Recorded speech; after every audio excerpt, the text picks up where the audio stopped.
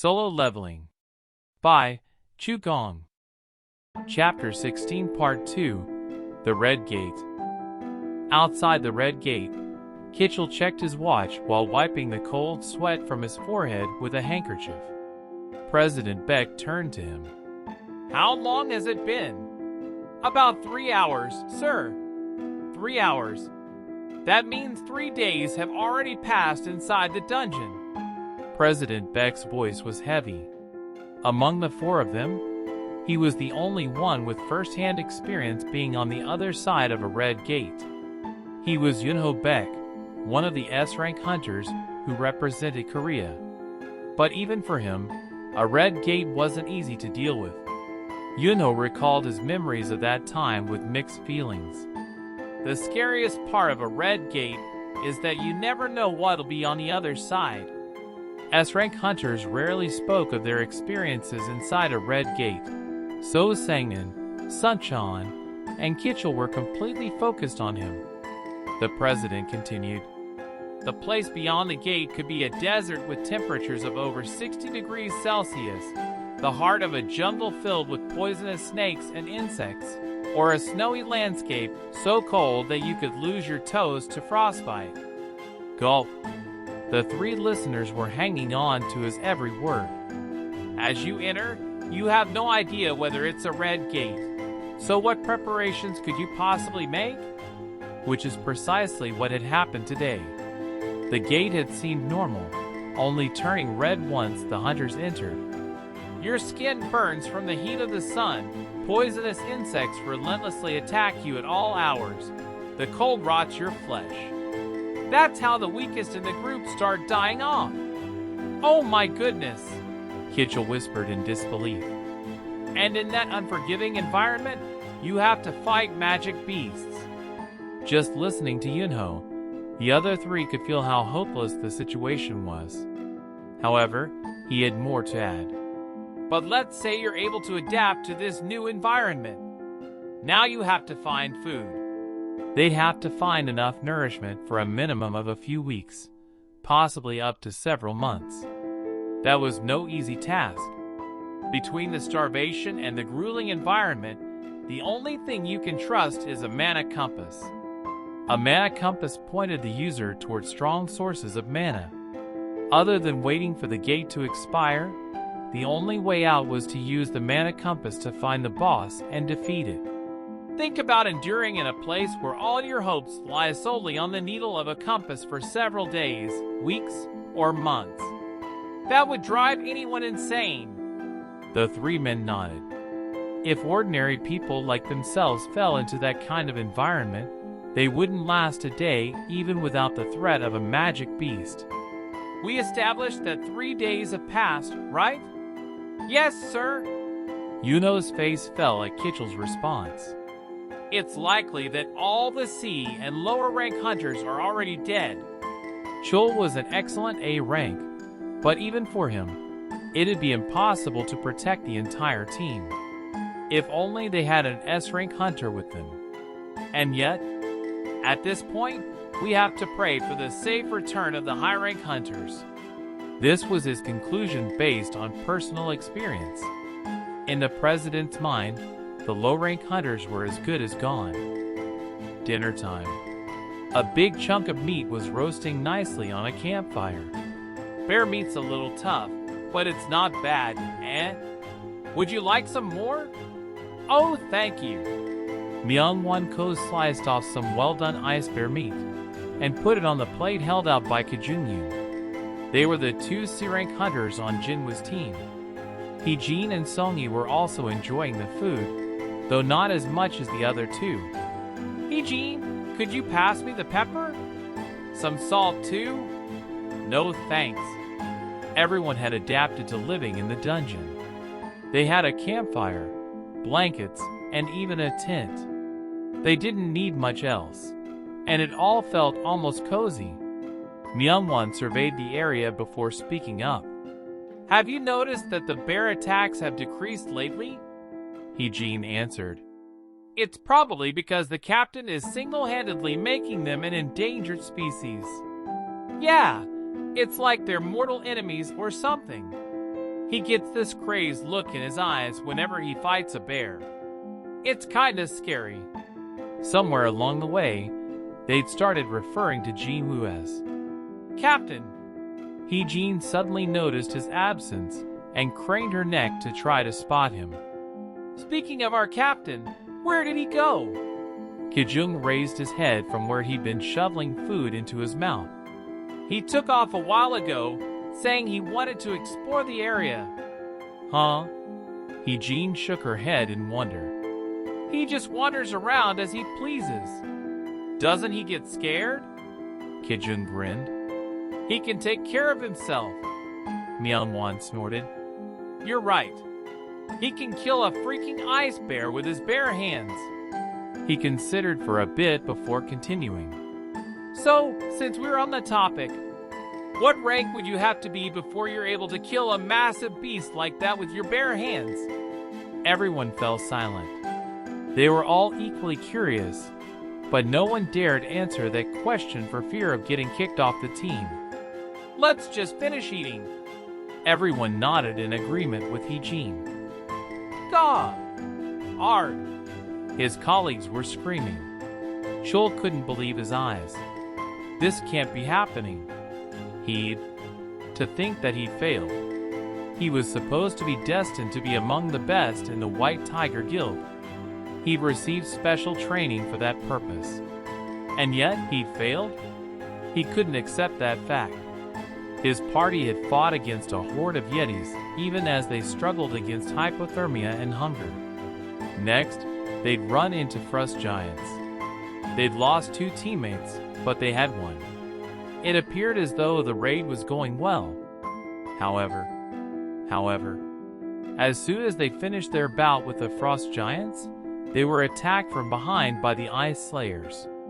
Those evil bastards had been watching and lying in wait for when the party's stamina was depleted. What came next was a massacre. Hunters were eliminated in a flash. Beat boss! A collapsed hunter held his bloody hand out for help. Chul stumbled backward as an Ice Slayer suddenly leaped onto the hunter's back and slit his throat. Gak. Looking up from the gash, the Ice Slayer gave him a serene smile. Chul screamed. Ah! Aowa! He ran into the forest without looking back. Ice bears in the forest? Bears in the forest were nothing compared to Yetis, frost giants, and Ice Slayers in front of him. Chul was literally running for his life. Several Ice Slayers noticed his fleeing back and took aim, but an Ice Slayer with hair down to its waist raised an arm. The archers put down their bows. When the long-haired Slayer signaled the others to follow Chul, one by one, the Ice Slayers disappeared from view. Chul burst through the underbrush. Huff, huff, huff! He was gasping for breath. He thought about the Ice Slayers that had giggled derisively as they slaughtered the hunters, and he trembled again in fear. He looked down at his hands. They were frozen, and he had difficulty sensing anything. He had lost feeling in his toes a long time ago. In this condition, he couldn't put up much of a fight. If it wasn't for this cold weather. No, if we hadn't been starving these past few days, we wouldn't have been defeated like this. He still couldn't accept the party's, or rather, his own failure. Chul mumbled to himself as he raised his head. How deep into the forest did I go? He surveyed the area around him. The faint smell of blood was coming from somewhere nearby. Chul followed the scent. He didn't have to go far. He passed between some trees and came to a clearing where he saw something unbelievable. Impossible. There were over 20 ice bears lying dead around the entrance to some caves. He'd wondered why he hadn't encountered a single ice bear despite every tree having some kind of territorial mark. What is this? Chul inspected the carcasses. Every one of them had multiple lacerations. Some had burns here and there as well. He recalled Jinwoo's motley crew. No way! Could they have killed these monsters? No, that wasn't possible. All the lacerations looked like they'd been made by swords, and as far as he knew, none of the hunters who'd gone into the forest favored a sword. And those two E-ranks didn't even have any weapons. Objectively speaking, the possibility they were still alive was little to none. There was only one other logical conclusion. There had to be ice slayers nearby. His heart sank. He thought he'd finally evaded them, but they seemed to be everywhere. Terrified, Chul headed deeper into the forest while trying to breathe quietly. He needed to get farther away from here, and fast. He wanted to get out of the Ice Slayer's territory. Jinwoo emerged from some bushes as he explored the forest. It's here somewhere.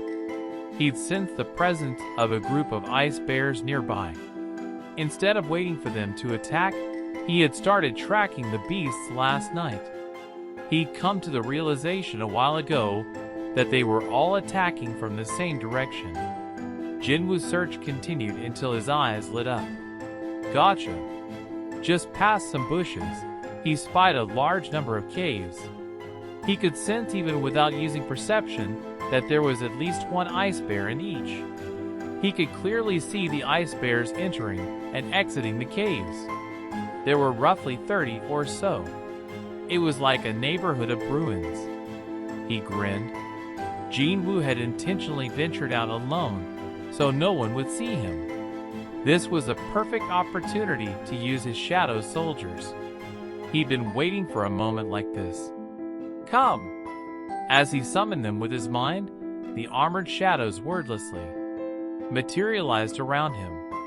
Remember, this is your first outing, right? Their results here would dictate his impressions of them. The shadow soldiers stood silently at attention. Good. Jinwoo smirked. Sniff, sniff. The ice bears had caught a whiff of Jinwoo and were starting to emerge from their caves. They're also ready on their end. Jinwoo pointed toward the ice bears. Go! With that, the shadow soldiers charged forward like they were gliding on ice. Jinwoo's minions advanced quickly, but the ice bears' angry paws were even faster. Whoosh! Clang! A shadow soldier was crushed with one hit. The attack would have split apart a human body if there had been one inside the armor. Jinwoo watched disapprovingly. Was I expecting too much from them? The bear's size and strength appeared to be more than the shadow soldiers could handle. Just then, something unexpected happened. Whoa! Jinwoo stared in amazement. Before the crushed soldier could hit the ground, it turned into a puff of black smoke. FWSSSHHH. The black smoke then reformed into a knight, good as new. Nice. Jinwoo was delighted. He'd almost forgotten what these soldiers were, undead. The ice bear was enraged after seeing how futile its attack had been. Rah-rah! While the infantry bought time, the mage soldiers completed their spells. Boom! Krakum! Fireballs flew from their hands, causing explosions left and right. Knights caught in the middle of the blast simply regenerated, but the bears caught on fire and cried out in pain. Aru! Aru! The shadow soldiers then went in for the kill, stabbing the moribund bears with their swords. SHHHK. Shun! The ice bears fell to the combined attacks of the infantry and mage soldiers. Wow! Jinwoo observed the battle with fascination. With the infantry's quick regeneration ability and the mage's powerful fire attacks, the shadow soldiers' combat skills far exceeded his expectations. The bears were forced to retreat into their caves. Jinwoo thought the battle was almost over when Grayer! Something enormous emerged from one of the caves with an ear-piercing roar. That's... Jinwoo could only stare. It was an ice bear a head taller, and with shoulders twice as broad as any of the other Bruins around. Grah! The beast destroyed the shadow soldiers with one blow. Whoosh! Croc! The undead warriors couldn't regenerate fast enough to keep up with the ice bear. Crack! Bam! Jinwoo groaned. So that's the head of the pack. He had expected there to be some kind of leader, since the bears lived in a pack, but this creature was bigger and stronger than anything he'd imagined. Gwah! The beast was speedily tearing its way through the soldiers toward Jinwoo. A message suddenly popped up. Ping! A shadow soldier is unable to regenerate due to insufficient mana. A shadow soldier is unable to regenerate due to insufficient mana. What? When Jinwoo urgently checked how much mana he had left, it was as the system indicated. MP 0/1 860.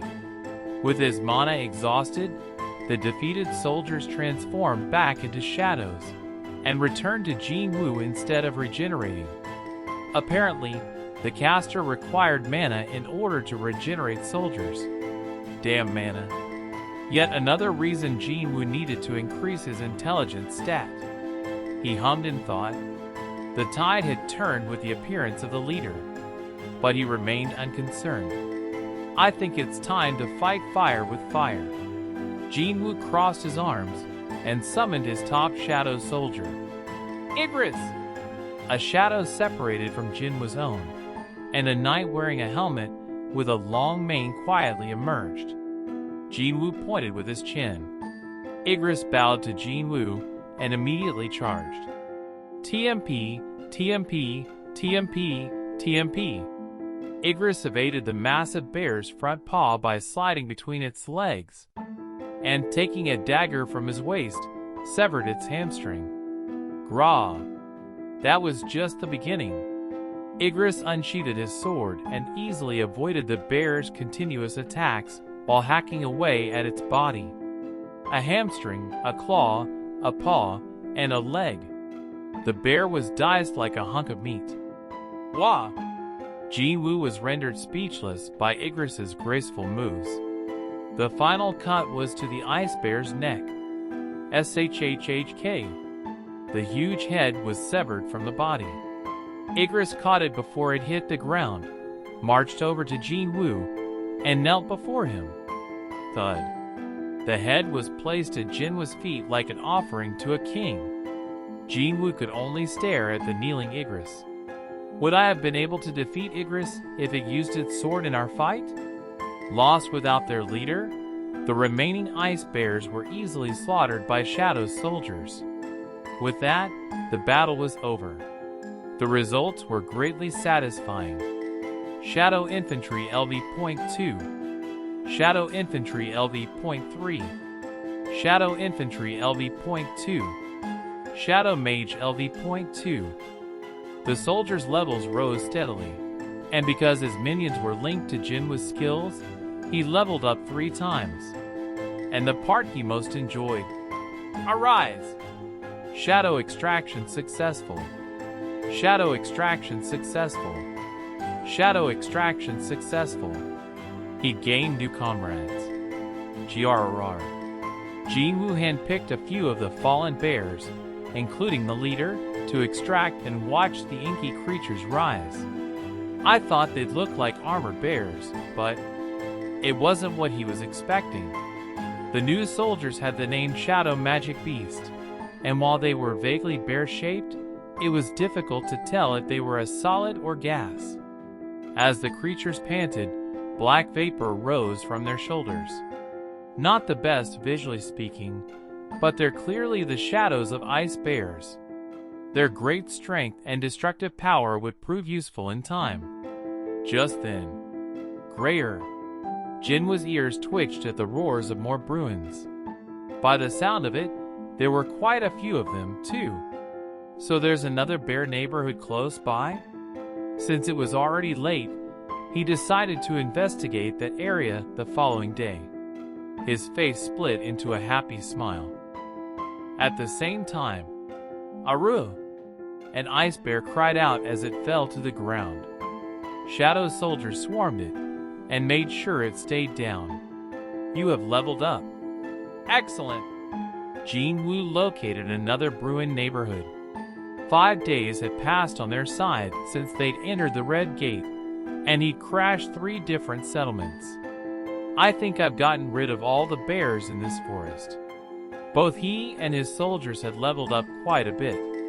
Initially, it had taken 2 soldiers to defeat a bear, but they could now handle one-on-one combat. Jinwoo was quite satisfied with his setup. As soldiers became more capable, he assigned them different tasks. He was able to store 30 soldiers now. 28 soldiers fought the bears, 1 collected essence stones, and the last butchered the meat. Jinwoo didn't have to lift a finger. I don't sense any more magic beasts. It looked like he had defeated all the magic beasts roaming the forest, which meant I should start heading to the boss soon. A dungeon break could take a month or several months. He couldn't just sit patiently and wait for an exit. Plus, I have to catch that impudent elf. How dare a mere magic beast provoke a hunter? The thought of that smug grin infuriated Jinwoo every time. He could smell roasting meat. Sniff, sniff. Chul's sense of smell was now extremely keen from hunger. The only thing he'd eaten since getting stuck inside the Red Gate was a single rabbit. The smell of food made him drool reflexively. The meat might belong to ice slayers, but if there are only a few of them, he might be able to beat them and steal their food. He was so hungry that it seemed like a good plan. Let's do it. Chul trod as lightly as possible, cautiously approached the source of the tantalizing scent, and found the other party of hunters. He was flabbergasted. Huh? The smell of roasting meat came from their campfire. How are they still alive? His eyes narrowed. He couldn't see one of the ear-rank hunters. Looks like he was so cocky that he was the first to die. That much was easy to understand, but he found the rest of the scene rather difficult to process. Something was off, and Chul struggled to comprehend it. Wait a minute, their clothes are. He spotted winter jackets, thick blankets, a tent, and various tools. They were well stocked on supplies. How is this possible? The befuddled hunter's eyes zoomed in on something. There was bread next to the meat. They had even brought food. His hunger gave way to anger. These bastards. He gnashed his teeth. How could they keep all these supplies to themselves? If my hands weren't frozen, or hell, if I wasn't starving, I could have handled ice elves no problem. Once he reached the conclusion that the other group had stolen supplies meant to be equally distributed, he could no longer contain his rage. He rushed out of the bushes. You bastards! Heejin jumped up, startled. Chul Kim? What are you doing here? She was about to lie and say she was glad to see him, but found she couldn't get the words out, because the way Chul looked at them was rather hostile. He wasn't trying to hide his animosity. Our team failed to clear the dungeon because we didn't have enough food and equipment. How do you have all this? That's Heejin couldn't say. If she mentioned Jinwoo now, Chul's rage would be redirected at him, and Jinwoo was basically their guardian angel. He didn't like Jinwoo from the start. Heejin shut her mouth. Chul's eyes were fiery. I don't think all of you are accomplices, so who hid all this from the others?